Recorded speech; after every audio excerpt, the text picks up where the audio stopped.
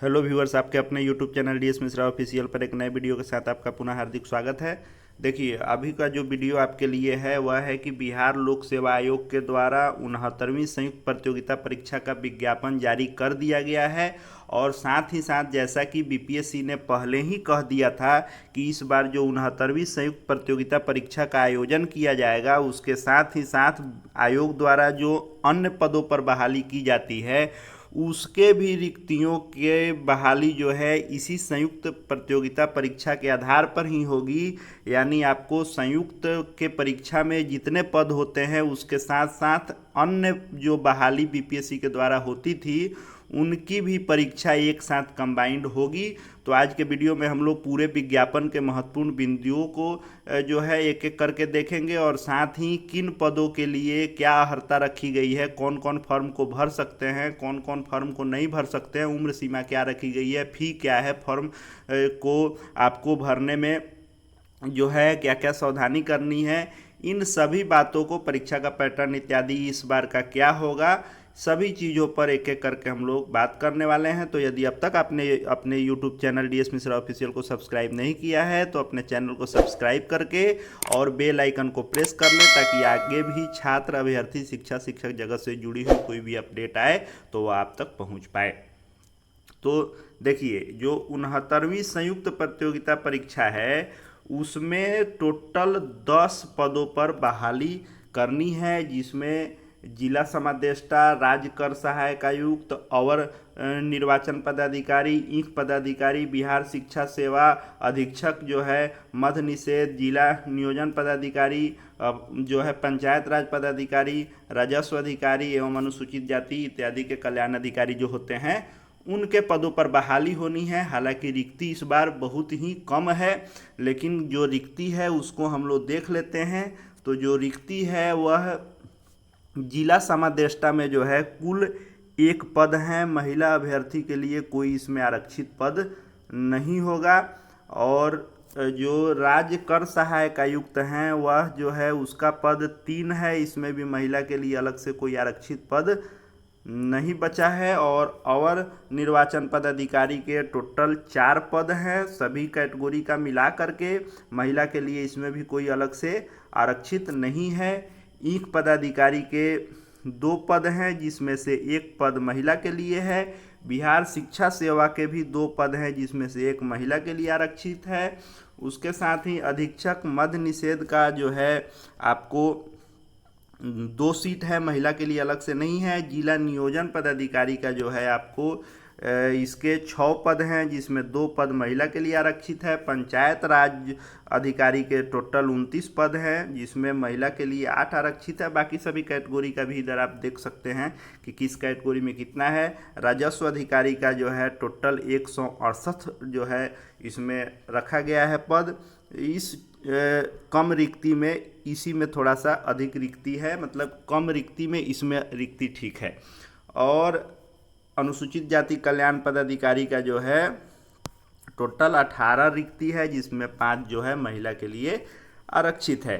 तो आप यहाँ कैटेगरी वाइज भी देख सकते हैं कि इसमें अनारक्षित का कितना है। अनुसूचित जाति, अनुसूचित जनजाति, अत्यंत पिछड़ा, पिछड़ा वर्ग, ईडब्ल्यूएस, पिछड़े वर्ग की महिला के लिए अलग अलग क्या रिक्ति है, यहाँ से आप देख सकते हैं।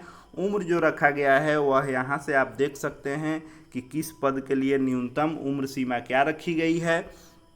साथ ही साथ जो सारणी 2 आप यह देख रहे हैं, यह संयुक्त के अलावे इन पदों को भी शामिल किया गया है।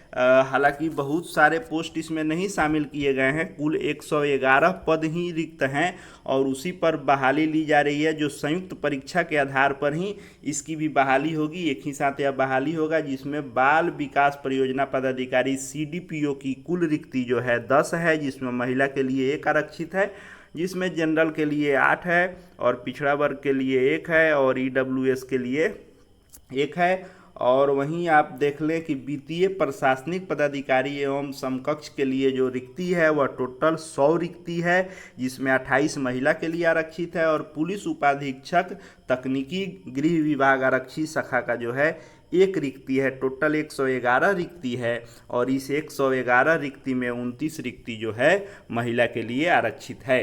यानी कुल पदों की बात करें तो संयुक्त के लिए आपको 235 पद हैं टोटल, जिसमें 73 महिला के लिए आरक्षित है। और इन जो अन्य पदों पर बहाली संयुक्त के साथ हो रही है, इसका 111 पद है, जिसमें 29 महिला के लिए है। तो यह जो है वित्तीय प्रशासनिक पदाधिकारी और पुलिस उपाधीक्षक तकनीकी, इसके लिए विशेष अर्हता रखी गई है, उसको हम लोग देखेंगे। उम्र सीमा यह दिया हुआ है, कैटेगरी वाइज भी आप सीटों को देख सकते हैं। अब देखिए इसमें जो रखा गया है, जैसे ही बताया जा रहा है कि सीटों की संख्या, जैसा कि हमेशा होता है कि आपको अधियाचना यदि प्राप्त होती है तो सीटों की संख्या घट बढ़ सकती है। अधिक अभ्यर्थी होंगे तो परीक्षा 2 पाली में आयोजित हो सकती है। अब शैक्षणिक योग्यता देखिए, तो 69वीं जो संयुक्त प्रारंभिक प्रतियोगिता परीक्षा का आयोजन होगा, जिसमें 10 पद हैं, तो इसके लिए आपको मान्यता प्राप्त विश्वविद्यालय से स्नातक या समतुल्य परीक्षा, आप किसी भी विषय से स्नातक हैं तो आप इस फॉर्म को भर सकते हैं। ग्रेजुएट यदि हैं तो 69वीं संयुक्त वाला 10 पद का आप भर सकते हैं। उसी के साथ जो है बाल विकास पदाधिकारी जो हैं CDPO के लिए भी आपको ग्रेजुएशन में कोई भी विषय है, स्नातक की डिग्री है तो भर सकते हैं। लेकिन वैकल्पिक विषय में आपको गृह विज्ञान, मनोविज्ञान, समाज शास्त्र एवं श्रम समाज कल्याण में से किसी एक विषय को मुख्य परीक्षा के लिए चयनित करना होगा। अब इसमें देखते हैं जो वित्तीय प्रशासनिक पदाधिकारी हैं, उसके लिए आपको ग्रेजुएशन चाहिए किस किस विषय में, तो आपका वाणिज्य यानी आप BCom हो, या इकोनॉमिक्स से आप ग्रेजुएशन हो, या मैथ से ग्रेजुएट हो, या सांख्यिकी विषय से ग्रेजुएट हो, तो ही इस पद के लिए आप फॉर्म भर सकते हैं। यानी आप BCom हो या इकोनॉमिक्स से ही होंगे ग्रेजुएशन, यानी कि 4 विषय आपको कॉमर्स, इकोनॉमिक्स, मैथ और स्टैटिक्स से ऑनर्स होंगे तो ही इस फॉर्म को भरिएगा इस पद के लिए। पुलिस उपाधीक्षक तकनीकी के लिए आपको इलेक्ट्रॉनिक्स एंड कम्युनिकेशंस इंजीनियरिंग होंगे, या इलेक्ट्रॉनिक्स एंड टेलीकम्युनिकेशन से इंजीनियरिंग होंगे, या IT से होंगे, या इलेक्ट्रिकल एवं इलेक्ट्रॉनिक्स इंजीनियरिंग होंगे। इन सब जो 6 दिए गए हैं, इसमें से किसी एक से आप इंजीनियरिंग किए होंगे तो आप इस पद के लिए फॉर्म भर सकते हैं। और ऑनलाइन भरते समय जो है आपको स्नातक का पूरा ब्यौरा देना होगा कि किस पद के लिए आप भर रहे हैं, वो भी आपको उसमें देना होगा। आरक्षण के लिए जैसा कि आप जान रहे हैं कि आरक्षण का जो है लाभ बिहार के स्थायी निवासी को ही मिलेगा। अन्य राज्य के कैंडिडेट होंगे वे जनरल में आएंगे। महिला और दिव्यांग के लिए जनरल में महिला दिव्यांग का उनको लाभ मिलेगा। फॉर्म में ही आपको आरक्षण का दावा करना होगा, बाद में दावा करने पर मान्य नहीं होगा। यदि आप SC ST हैं, अनुसूचित जाति अनुसूचित जनजाति के उम्मीदवार हैं, तो आपको जाति प्रमाण पत्र और अस्थायी निवास मूल निवास का जो है प्रमाण पत्र आपको चाहिए। और पिछड़ा वर्ग से हैं बिहार के तो NCL चाहिए। और महिला के लिए जो जाति या क्रीमी लेयर बनवाना है वह जो है पिता के नाम से बनाना है, न कि पति के नाम से। यानी आपको यदि कोई महिला विवाहित होगी तो उसको अपने मायके से ही बनवाना है, अविवाहित होगी तो स्वाभाविक है कि वह मायके से ही बनवाएगी। और यदि आप EWS कैटेगरी में आते हैं तो वह आपसे प्रमाण पत्र मांगा जा रहा है। यह जो है कोटि का कोड दिया हुआ है कि आप किस आरक्षण कोटि में आते हैं। इसमें जो है आप लगातार देख सकते हैं कि ये सब आरक्षण से संबंधित है कि हर कैटेगरी का आरक्षण के लिए आपको उसका प्रमाण पत्र चाहिए। यानी जिस भी आरक्षण कैटेगरी का आप लाभ लेना चाहते हैं, चाहे भूतपूर्व सैनिक हों आप, या आपको भूतपूर्व स्वतंत्रता सेनानी के आश्रित हों, या आपको EWS हो, SC ST हो, EBC हो, OBC हो, किसी भी आरक्षण के लाभ के लिए आपको उसका प्रमाण पत्र चाहिए। जो EWS चाहिए वह 22-23 के आधार पर निर्गत होना चाहिए। आप ईडब्ल्यूएस के लिए इसको लगाएंगे। उम्र सीमा जो है वह उम्र सीमा रखा गया है न्यूनतम अलग अलग पोस्ट के लिए आपने जैसा कि ऊपर देखा 20 वर्ष, 21 वर्ष, 22 वर्ष रखा गया है। अधिकतम जो है 37 वर्ष है और जनरल महिला, पिछड़ा वर्ग और अत्यंत पिछड़ा वर्ग के लिए 40 वर्ष है और अनुसूचित जाति, अनुसूचित जनजाति के लिए 42 वर्ष है। और बाकी जो है जिस जिस कैटेगरी में जो छूट मिलता है वह आपको इसमें मिलेगा। आयोग जो है आपके मैट्रिकुलेशन के अनुसार आपका उम्र सीमा तय करेगा। ये सब भी जो है उम्र सीमा के लिए दिया हुआ है कि इसको कितना छूट मिलेगा। शारीरिक क्षमता जो है दिया हुआ है कि फिजिकल टेस्ट के लिए, तो हालांकि इसमें डीएसपी का तो पोस्ट नहीं है, लेकिन जिला समादेष्टा का एक पद है मात्र, उसके लिए दिया हुआ है कि फिजिकल आपके शरीर की माप क्या होनी चाहिए। पिछले 2 बार से जो है संयुक्त परीक्षा में डीएसपी और एसडीएम इत्यादि का पद नहीं रह रहा है। अब शुल्क की बात कर लें तो परीक्षा शुल्क जो है, यदि आपके पास आधार कार्ड नहीं है, आधार कार्ड यदि आप नहीं देते हैं तो 200 रुपया बायोमेट्रिक अटेंडेंस के रूप में लगेगा, और यदि आप आधार कार्ड देते हैं तो यह नहीं लगेगा। और आपको सामान्य अभ्यर्थी के लिए 600 रुपया फ़ी है और केवल बिहार राज्य के SC ST के लिए 150 रुपया फ़ी है। बिहार राज्य के अस्थाई निवासी चाहे वो आरक्षित या अनारक्षित वर्ग की महिला हैं तो 150 रुपया लगना है, और दिव्यांग अभ्यर्थियों के लिए 150 रुपया लगेगा, बाकी सभी के लिए 600 रुपया फ़ी लगना है। और यदि आप आधार दे रहे हैं तो यह फ़ी नहीं लगना है। बाकी जो किसी भी कैटेगरी के अदर स्टेट के कैंडिडेट होंगे उनको जो है जनरल की भांति फ़ी पेमेंट करनी होगी। अब परीक्षा का बात कर लें तो आपको जो है संयुक्त परीक्षा ली जाएगी सभी का एक साथ, चाहे वह आपको बीपीएससी संयुक्त हो या आपको जो अलग से 3 पद इसमें और शामिल किए गए हैं उसकी परीक्षा होगी, जिसमें 150 अंकों की परीक्षा है। अगर आप पहले से देते आए हैं तो जान रहे हैं। और निगेटिव पिछले बार से लगा है तो निगेटिव भी रहेगा। 10 गुना रिजल्ट पीटी में दिया जाता है। यदि आपको समान कट ऑफ हो जाता है तो उस नंबर के सभी उम्मीदवारों को शामिल किया जाता है। जैसे मान लीजिए कि 10 गुना के लिए रिक्ति अगर जितनी है उससे 10 गुना किया जा रहा है तो कट ऑफ 105 जा रहा है, तो 105 नंबर जितना अभ्यर्थी को आया होगा सबका रिजल्ट पीटी में दिया जाएगा। यह जो है सिलेबस इत्यादि दिया हुआ है। यह न्यूनतम दिया हुआ है कि जनरल के लिए 40%, आपको पिछड़ा वर्ग के लिए 36.5, अत्यंत पिछड़ा वर्ग के लिए 34%, SC ST दिव्यांग के लिए और महिला के लिए 32% न्यूनतम कट ऑफ होता है।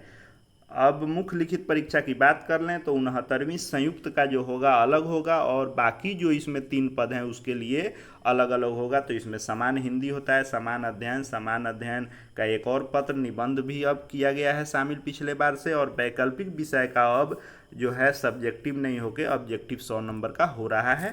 पहले फॉर्म भरिए, पीटी की परीक्षा दीजिए। जो है शुभकामनाएं हैं आपके साथ हमारी। रिजल्ट आपका आए तो फिर हम लोग देखेंगे कि मेंस की कैसी तैयारी करनी है। और जो 3 पद शामिल किए गए हैं, बाल विकास परियोजना पदाधिकारी, वित्तीय प्रशासनिक पदाधिकारी एवं पुलिस उपाधीक्षक तकनीकी, तो इसमें आपको अलग वैकल्पिक विषय का बाध्यता रखा गया है कि इसी में से आपको वैकल्पिक विषय चुनने होंगे। अब हम लोग बात कर लें, ये इंटरव्यू इत्यादि दिया हुआ है। अब फॉर्म भरने की बात हम लोग कर लेते हैं पहले। तो फॉर्म भरना जो शुरू होगा वह होगा 15 जुलाई से। 15 जुलाई से फॉर्म भरा जाएगा और अंतिम तिथि जो है 5 अगस्त रखी गई है, यानी 15 जुलाई से लेकर और आपको 5 अगस्त तक फॉर्म भरा जाना है। तो नोटिफिकेशन आ चुका है लेकिन फॉर्म फिलअप होगा 15 जुलाई से। तो फॉर्म भरने के लिए आपको सभी डॉक्यूमेंट अपने पास रखना है, और साथ ही फॉर्म भरने के बाद हार्ड कॉपी को आयोग को भेजना नहीं है, अपने पास आपको सुरक्षित रखना है। बाद में बोर्ड किसी भी समय मांगेगा तो आपको देना होगा। जो भी डॉक्यूमेंट आपसे मांगा जाएगा वह PDF में आपको अपलोड करना है। और आपको पेमेंट से पहले जो है आप सुनिश्चित कर लें कि सारा जो एंट्री किए हैं वह आपका सही है। आपको पेमेंट होने के बाद किसी प्रकार का उसमें सुधार नहीं होगा। एडिट का ऑप्शन पेमेंट के पहले ही रहेगा। जब आप पूरा फॉर्म रजिस्ट्रेशन करने के बाद, फॉर्म भरने के बाद आप फी पेमेंट कर लेंगे तो अपना डाउनलोड फील्ड एप्लीकेशन सेक्शन से उसको डाउनलोड करके अपने पास सुरक्षित रख लेंगे। और यदि आपका किसी भी कारणवश फॉर्म गलती हो जाता है जिसको आप सही नहीं कर सकते हैं, फ़ी पेमेंट कर चुके हैं, तो आप उसको कैंसिल करके उसी मोबाइल नंबर एवं ईमेल आईडी से पुनः रजिस्ट्रेशन करके आप फॉर्म भर सकते हैं, बशर्ते आपको फिर से फ़ी देना होगा, आपका पहले वाला फ़ी नहीं मान्य होगा। आपको आवेदन करने समय जो है ईमेल आईडी, मोबाइल नंबर जो है रखना है और उस पर जो यूज़र नेम पासवर्ड आएगा उसको सुरक्षित रखना है, क्योंकि भविष्य में किसी भी प्रकार की जानकारी के लिए आप अपने आईडी को ही खोलेंगे तो एडमिट कार्ड इत्यादि वहीं से आपको मिलेगा। और जो इसमें फ़ोटो होगा तो वेब कैम के माध्यम से फ़ोटो आपको अपलोड करना है। आपको हिंदी एवं अंग्रेजी का हस्ताक्षर इमेज भी अपलोड करना है। श्रुति लेखक चाहिए आपको, तो जो दिव्यांग कैटेगरी हैं उनके लिए यह होता है, तो अपना उसमें वे भर लेंगे। और जो आप प्रिंट आउट फॉर्म करेंगे उसमें आपको देखना है कि प्रत्येक पेज पर, हार्ड कॉपी के प्रत्येक पेज पर रजिस्ट्रेशन नंबर, बार कोड एवं सबमिट एप्लीकेशन नंबर होना चाहिए, तभी माना जाता है कि आपका फॉर्म सक्सेसफुली सबमिट हो चुका है। अब बाकी जो नियम है, जैसे दिया जाता है कि नेट अगर ख़राब है तो उसके चलते कोई गलती हो जाती है तो बोर्ड इसका नहीं है, या जो भी अपना यह देता है, और विस्तृत सिलेबस जो है इस पर उपलब्ध है। अन्य सभी सूचनाएं विशेष आप कैसे फॉर्म भरना है इत्यादि एवं इस विज्ञापन को भी बीपीएससी के ऑफिशियल वेबसाइट www.bpsc.bihar.nic.in पर देख सकते हैं और आप इस फॉर्म को भर सकते हैं। तो इस बार बीपीएससी ने बीपीएससी 69वीं संयुक्त प्रतियोगिता परीक्षा के साथ साथ अन्य 3 पदों को भी इसमें शामिल किया है। अन्य अगर रिक्ति आती है किसी पद पर जो बीपीएससी परीक्षा लेता है तो उसको भी इसमें शामिल करेगा। रिक्तियां घट बढ़ सकती है, अभी रिक्ति कम है, लेकिन आप फॉर्म को भर सकते हैं। अगर अर्हता रखते हैं तो फॉर्म को भरिए। आगे भी जो भी अपडेट आएगा वह हम आप तक लेते आएंगे। तो यदि अब तक अपने चैनल डीएस मिश्रा ऑफिशियल को सब्सक्राइब नहीं किया है तो चैनल को सब्सक्राइब करके बेल आइकन को प्रेस कर लेंगे, ताकि शिक्षक एवं शिक्षा जगत और छात्र अभ्यर्थी से जुड़े हुए सभी प्रकार के वैकेंसी बहाली का हर अपडेट आपको विज्ञापन आने से लेकर, फॉर्म भरने से लेकर, एडमिट कार्ड, रिजल्ट, ज्वाइनिंग तक के सभी लेटेस्ट हर छोटी बड़ी अपडेट आपको अपने इस चैनल पर देखने को मिलते हैं। तो हर विश्वसनीय रूप से खबर को जानते रहने के लिए चैनल से जुड़ जाएं। साथ ही हमारे Telegram channel DS Mishra official नाम से ही है, उससे जुड़ जाएं। वहाँ भी सभी प्रकार की सूचनाएं एवं परीक्षाओं की तैयारी वहाँ देखने को आपको मिलते रहते हैं। इस वीडियो को देखने के लिए आपका बहुत बहुत धन्यवाद।